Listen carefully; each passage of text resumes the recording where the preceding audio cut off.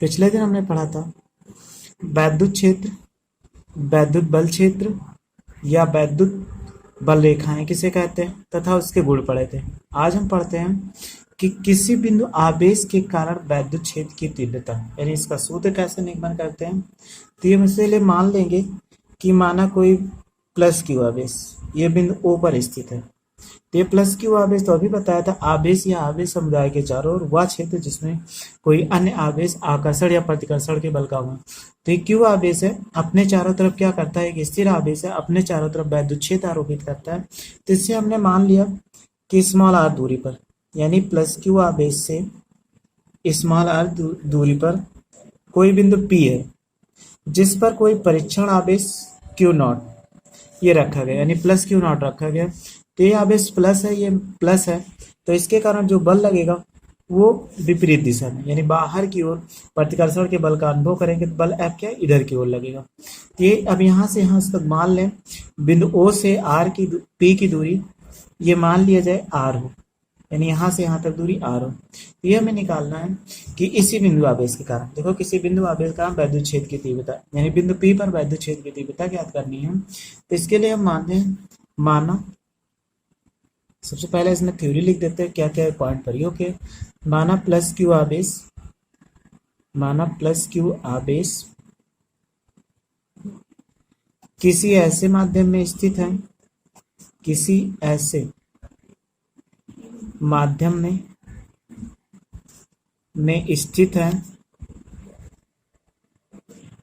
है जिसका परावैद्युतांक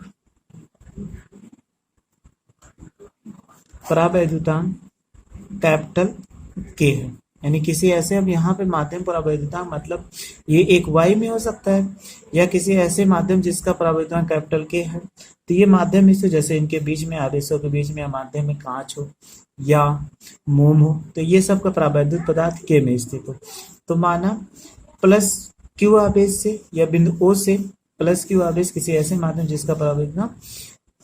के है तथा प्लस क्यू आवेश से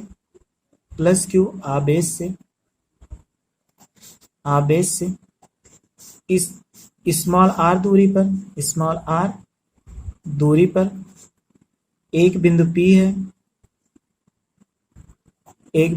है जिस पर वैद्युत क्षेत्र की तीव्रता ज्ञात करनी, वैद्युत क्षेत्र की तीव्रता ज्ञात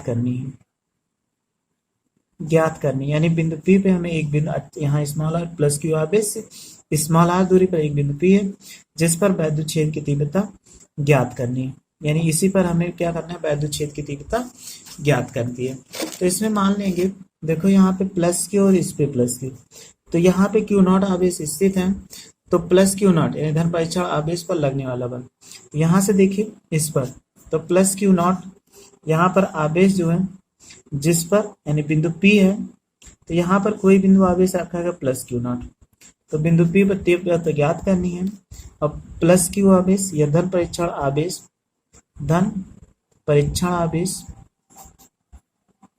आवेश क्यू नॉट बिंदु P पर स्थित है, तब इस पे देखिए बल यानी परीक्षण आवेश या क्यू नॉट, धन परीक्षण आवेश क्यू नॉट पर लगने वाला वैद्युत बल, जब वैद्युत बल निकालेंगे तो वैद्युत बल बराबर कूलाम के नियमानुसार हम पढ़े थे, F बराबर 1/4 पाई एप्सिलॉन 0 के, इतना हो जाएगा क्योंकि ऐसे माध्यम में स्थित है। अब ये आवेश था Q यहाँ पे और ये Q नॉट स्थित था, दोनों पे Q नॉट, तो यहाँ पे आवेश Q1 के स्थान पे Q हो जाएगा Q नॉट, बीच की दूरी यहाँ से x स्क्वायर होता है था, यहाँ पे तो क्या हो जाएगा R स्क्वायर, ये हो जाएगा इन पर लगने वाला बल। हमें बिंदु P पर निकालना है, बिंदु P पर वैद्युत क्षेत्र की तीव्रता, बिंदु P पर वैद्युत क्षेत्र की तीव्रता निकालेंगे तो ये हो जाएगा, फार्मूला पढ़े थे, E बराबर F बाई क्यू नॉट। यहाँ पे वैल्यू रख दीजिए एफ का 1/q0, ऐसे एफ की वैल्यू ये वाली रख देंगे तो 1/4πε0 के हो जाएगा, और यहाँ पे Q0/r²। देखिए ये इससे कट जाएगा, तो यहाँ पे F बराबर E बराबर वैद्युत क्षेत्र की तीव्रता, यहाँ पे बचा 1/4πε0 के, ये हो जाएगा Q/r²। ये इसका हो जाएगा वैद्युत क्षेत्र का सूत्र, यानी न्यूटन प्रति कूलम, ये हो जाएगा। अब यहाँ पे निर्वात के लिए देखिए या वायु के लिए, निर्वात अथवा वायु के लिए के बराबर 1 होता है, इसमें रख देंगे तो E बराबर हो जाएगा 1/4πε0, के का मान 1 है तो 1 हो जाएगा, इंटू Q/r²। तो इसमें ऐसे लिख सकते हैं E बराबर 1/4πε0 Q/r²। ये इसका हो जाएगा वैद्युत क्षेत्र की तीव्रता, यानी किसी बिंदु आवेश के कारण बिंदु P पर या किसी बिंदु पर वैद्युत क्षेत्र की तीव्रता न्यूटन प्रति कूलम। ये किसी स्थान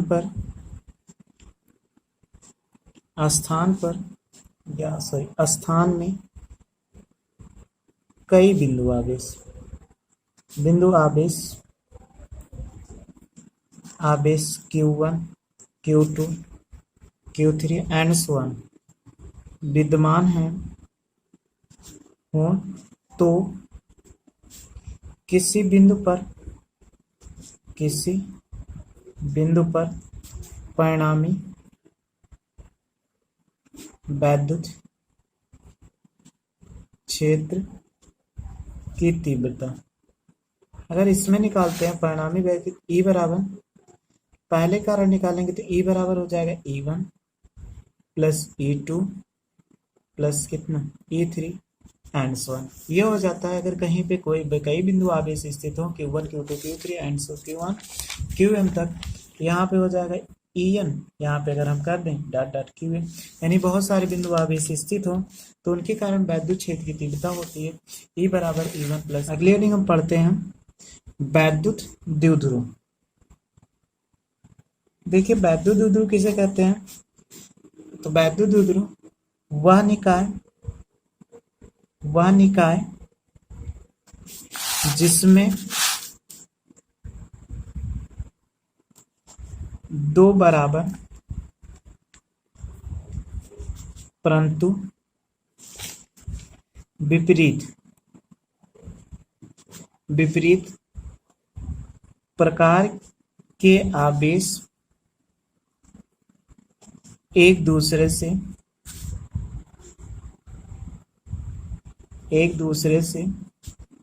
अल्प दूरी पर स्थित हैं, उस निकाय को वैद्युत द्विध्रुव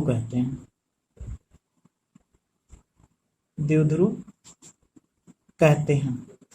यानी वह निकाय जिसमें दो बराबर परंतु विपरीत आवेश एक दूसरे से बहुत अल्प दूरी पर स्थित हो तो उस निकाय को वैद्युत द्विध्रुव कहते हैं। अब इसके बाद अगली हेडिंग देखिए वैद्युत द्विध्रुव आघूर्ण। वैद्युत द्विध्रुव आघूर्ण हो जाएगा, तो वैद्युत द्विध्रुव कहा गया, तो वैद्युत द्विध्रुव के किसी एक आवेश, तो वैद्युत द्विध्रुव की परिभाषा ऐसे बनाते हैं, अगर मान लें ये कोई दो आवेश थे, एक आवेश यहाँ पर स्थित है, एक यहाँ पे, ये दो आवेश हो गए, ये प्लस क्यू और ये हो जाए इसको माइनस क्यू मान लें, ये प्लस क्यू, इनके बीच की अल्प दूरी तो इसको हम मानते हैं 2l, तो ये 2l हो जाएगा, इनकी दिशा जो होती है माइनस से प्लस की ओर, ये हो जाएगा P, यानी इसको स्मॉल p से। तो यहाँ पे कहा जाता है वैद्युत द्विध्रुव को आघूर्ण की परिभाषा देखिए, तो इसका होता है अगर यहाँ हम निकालते हैं P बराबर Q इंटू 2L, ये सूत्र हो जाएगा। तो परिभाषा ऐसे दे देंगे, या इसको लिखा जाता है 2QL। अब ये Q से कूलाम होता है, तो इसका हो जाएगा मात्रक कूलाम, L से मीटर, तो ये कूलाम मीटर। अब परिभाषा हम कैसे बनाते हैं, परिभाषा देखिए, P बराबर Q into 2L, small p होता है। तो ये वैद्युत द्विध्रुव का आवेश है, तो यहाँ पे देखिए वैद्युत द्विध्रुव के एक आवेश, वैद्युत द्विध्रुव के एक आवेश तथा आवेशों के बीच की दूरी के, यानी एक आवेश तथा आवेशों के बीच की दूरी के गुणनफल को वैद्युत द्विध्रुव आघूर्ण कहते हैं, आघूर्ण कहते हैं। यानी क्या, तो वैद्युत द्विध्रुव के किसी एक आवेश तथा आवेशों के बीच की दूरी के गुणनफल को वैद्युत द्विध्रुव आघूर्ण कहते हैं। इसमें बताया गया माइनस p, और ये हो गया ये माइनस क्यू प्लस क्यू आवेश, और इसको स्मॉल p से प्रदर्शित करते हैं। यहाँ पे इनकी जो बीच की दूरी होती है आवेशों की, ये हो गया माइनस क्यू प्लस, तो क्यू हो गया एक आवेश तथा ये बीच की दूरी, तो ये हो जाएगा। देखो इसकी बीमा क्या होती है, वैद्युत द्विध्रुव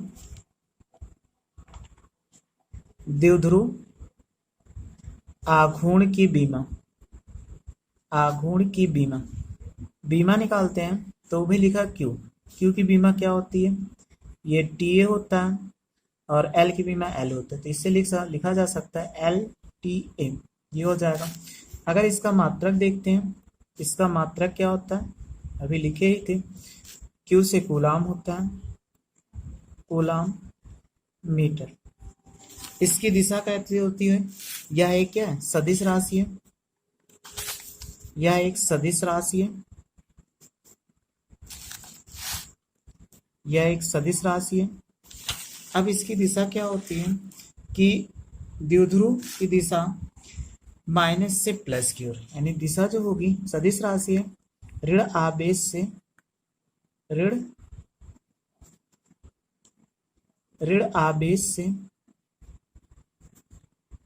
धन आवेश की ओर, इसकी यही दिशा होती है, यानी इसकी दिशा जो होती है वैद्युत द्विध्रुव आघूर्ण की, ऋण आवेश से धन आवेश की ओर।